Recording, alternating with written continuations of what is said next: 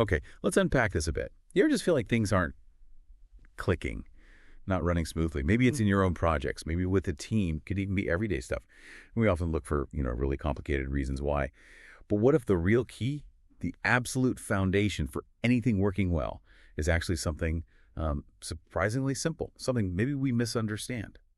Today, we're doing a deep dive into an idea, one that's presented less like a nice-to-have virtue and more like the basic requirement for performance, for anything to work, really. Our source is this fascinating interview with Michael Jensen. He's got this perspective on integrity that really flips the script. So our mission today, let's try to pull out the core insights.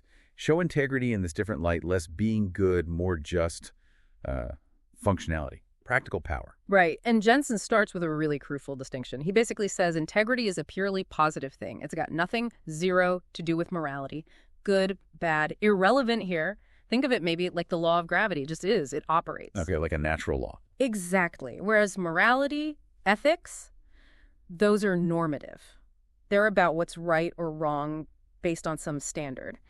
Integrity, in his definition, it just sits outside all that judgment. So it isn't about whether I'm, a good person in that usual sense. Not at all. It's something else. Yeah. He defines it for a person as what it takes for that person to be whole and complete. How does that tie into this positive functional thing? Well, the link is your word. A person is whole and complete when their word is whole and complete. Okay. And your word is whole and complete when you honor your word. That's the practical bit. Honoring your word. Okay. And there are two ways to do that. The first one's obvious, right? You keep your word. Right. And you do it on time. Right. Keep your promises. Yeah. Seems simple enough. Yeah, pretty straightforward. But the second way, this is just as vital, maybe even more so. Because let's be honest, life happens. Things go wrong. So the second way to honor your word is the second you won't keep your word. You immediately tell everyone who is counting on you, everyone. And then you clean up whatever mess your broken word created for them. Ah, okay. So wait, if I promise you a report by Friday, but on Wednesday I realize, uh-oh, no way I'm going to finish it. Integrity isn't automatically lost if I tell you right then on Wednesday. And then I actively help fix whatever problem that causes for you. Precisely. That's it, exactly. By doing that proactive work, you are honoring your word, even though you aren't technically keeping it. Oh. And here's the kicker. This is presented not just as like maintaining integrity, but as a direct way to actually build trust, sometimes even faster. Build trust faster by admitting failure. That feels really counterintuitive. It does, right. But think about it. It's so rare. People are just used to broken promises getting swept under the rug, ignored, maybe rationalized. Yeah, you brace for excuse. Exactly. So when you step up, you own it and you focus immediately on the impact on the other person. Look, I won't have this by Friday. I'm really sorry. What trouble does this cause you? What can I do right now to fix it? That level of accountability, it's unexpected. And that care builds a different, maybe deeper kind of trust. The source gives this great example. I think it was a hotel. Oh, yeah. Couldn't provide a reserved room. Big failure. But they worked like crazy to make it right, creatively. And it turned the whole experience positive. Because they honored their word about fixing the mess. That's a powerful illustration. And it's not just about your word to other people, is it? He talks about the word you give yourself. Oh, fundamentally. That's where it starts.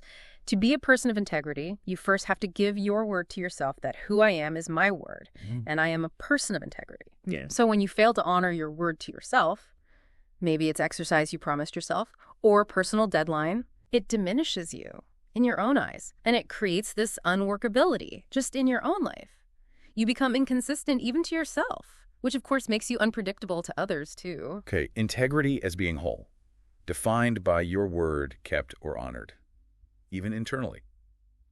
So why does this matter beyond just personal feelings?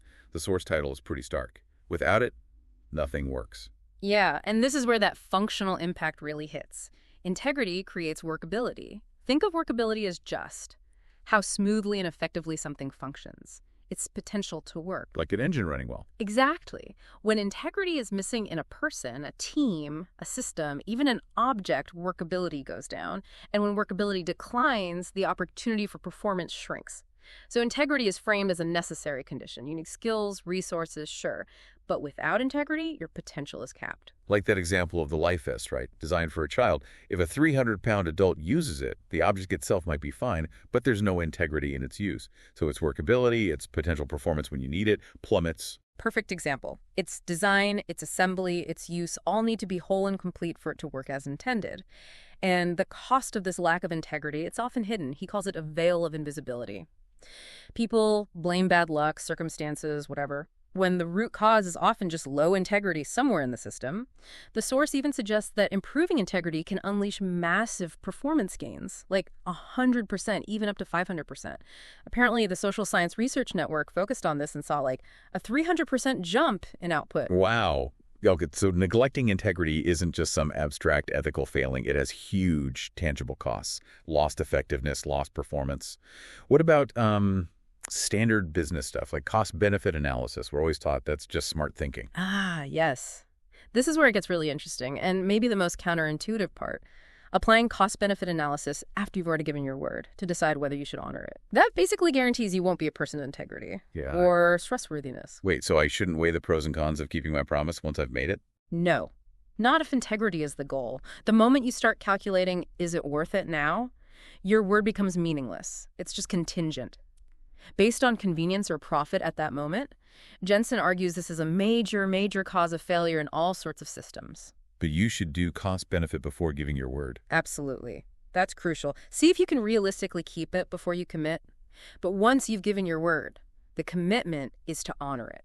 One way or the other. Keep it or own the failure and fix the mess. That really does flip a core business idea on its head. Wow. It just highlights integrity isn't about calculation. It's structural, foundational. Exactly. It's the prerequisite. Okay. So, wrapping this up, what does this all mean for you listening?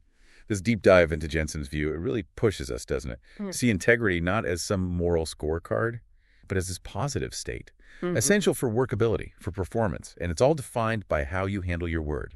Keep it or honor it. That second part being key. Right. The practice seems simple. Keep your word on time.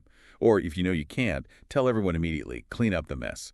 And that idea about cost benefit after giving your word, that's the fast track to being out of integrity, losing trust.